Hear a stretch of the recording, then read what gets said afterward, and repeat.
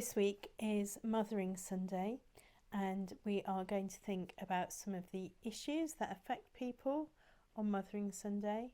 I want to add a kind of trigger warning at the beginning of this to say that some people have problems with Mothering Sunday, in that maybe the person who looked after them, their own mother, wasn't great, and that they didn't receive care from another person in that way, like the care of a mother.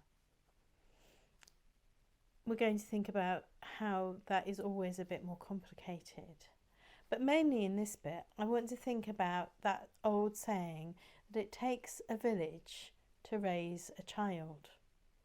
My children were lucky enough to grow up in a village where people around them knew them and cared for them, and it gave them a good variety of understanding of what it was to be cared for and to care for other people. People might be different to them, have different circumstances, have different amounts of wealth, or have different views on life. But there was something for them about growing up in a village, in a community, which was really strong. When we exist as a church in a village community, sometimes it can be hard to feel that that community is gathered, but that really is our vocation as church, in that place, to be a place where the community can gather and express their care and concern for each other in times of tragedy and in times of plenty, but also just in ordinary times and perhaps in the times and the seasons.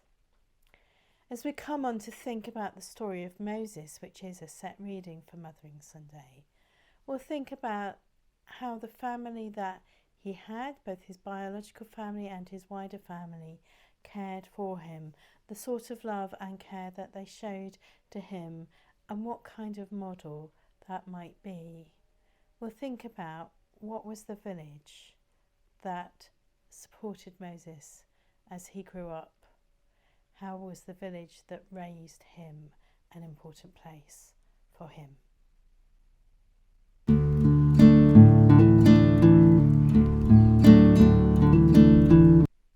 I had wanted to record this part of the video for this week outside, but it's really very rainy here, so we'll have to wait to go outside till another time, but you'll see why I wanted to go outside in a minute.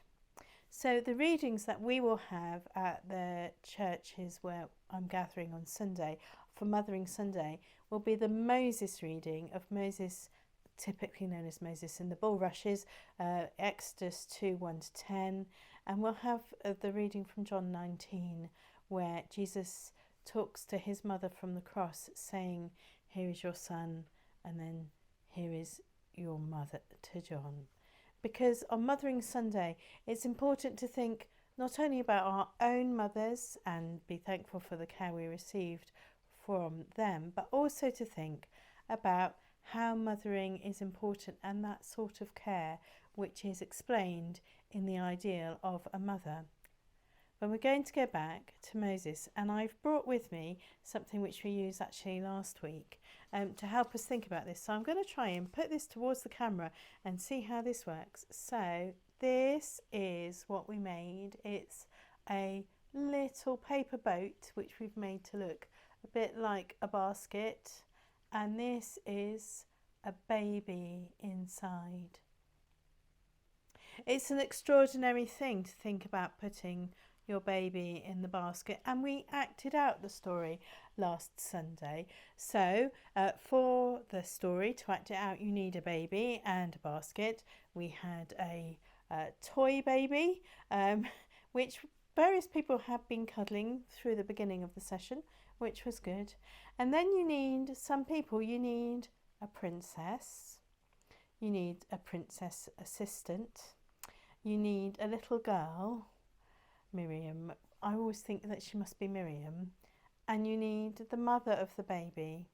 And the mother of the baby is off stage at the beginning of telling out the story.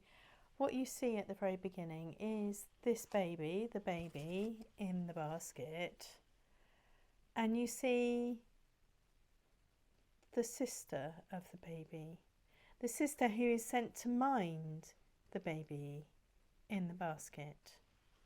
And then, of course, the princess arrives and she spots the baby and she sends her assistant to go and get the baby.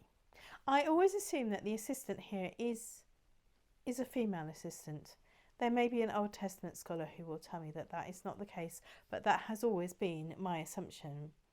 So you have this little group of girls and women and a baby who are negotiating some really difficult and complex power issues, geopolitical power issues, and the life of a child. What happens is that the princess sends her assistant into the water to get the baby, brings the baby out. The princess says that she is going to adopt this baby, at which point Miriam pops up and says, oh, I could find you someone to nurse that baby, to look after that baby. The princess says, oh, that will be great. And then the mother is fetched, Moses' mother is fetched, and she looks after Moses. And then when Moses is older, Moses goes to live with the princess. This is a really complex parenting journey for Moses. We don't really know the names of these people in the story that we have. I assume that Moses' sister is Miriam because that's recorded elsewhere. We don't in the story get given the name of the princess or the assistant or of the mum.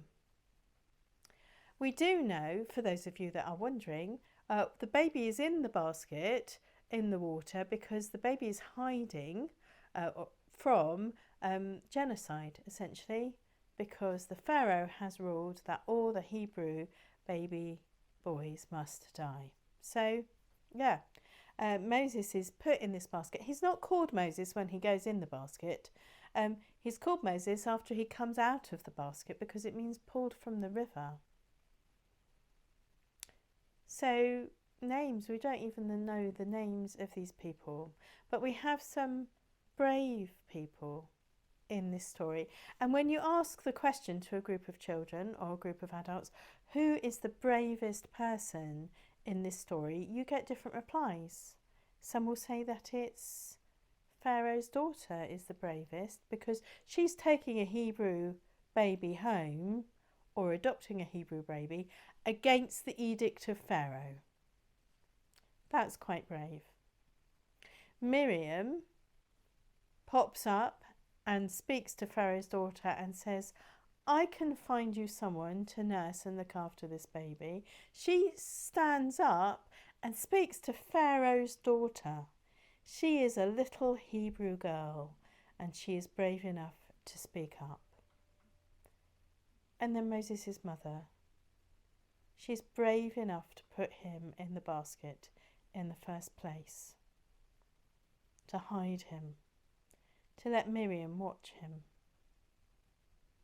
She's very brave, and she will need to be brave again when she hands Moses back into the Egyptian court. Who is the most important person in this story? That's a really difficult question.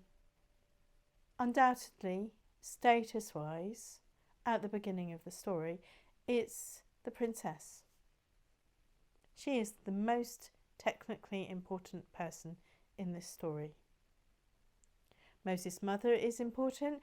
She gave birth to Moses, looked after him, and then cared for him and put him in the basket. There'd be no story if it wasn't for her. Miriam is important in this story because she brings that tie. She minds Moses. She speaks up to the princess. She's important. And Moses is going to be really, really important because Moses will need to know what it is to be a Hebrew and what it is to be in Pharaoh's court. He will need to know intimately how to understand both those situations for the job which he has been called to. So who's the bravest? Who's the most important? And then who shows the most love in this story? Is it the princess who goes against her father to love this child?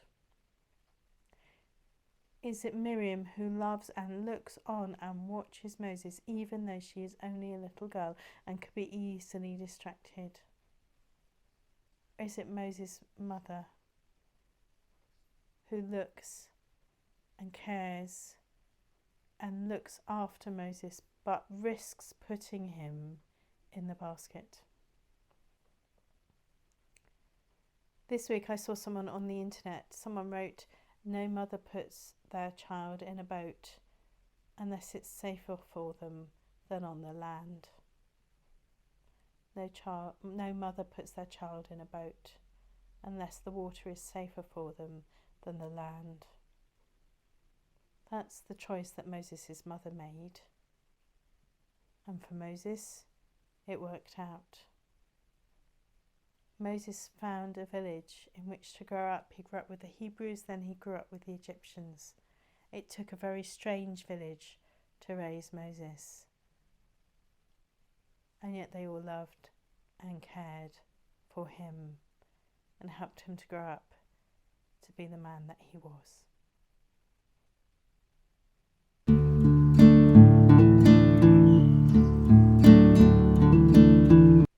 So this week's Dibley moment is not about a child, but it is about living in community and what it means to live in a community where people know each other. So not long after I'd moved to one village, we were hosting an event, and I had some invitations written out for people, and we had a couple in our church congregation who had recently moved away from the village but were still very much part of our church community. So nobody seemed to know where they lived, and I had this letter sitting on the side, and I was like, I'm not exactly sure how I'm going to get this invitation to them. Something had happened and I was a bit cross. It happens sometimes, even to your vicar. So I was digging my vegetable patch grumpily in the back garden, and I could hear whistling. Now, the person who the letter and the invitation for was still working in the village, and I thought, that's him. I can hear him whistling. I'm going to go and get his letter.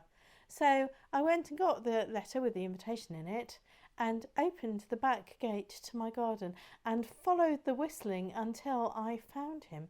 And indeed, there he was, and I got his new address from him and said, well, I could hear you whistling, so that's why I knew to bring you the letter. So I guess the moral of this little Dibley moment is merely that if you don't want the vicar to know where you are in the village community where you are, don't whistle where she can hear you.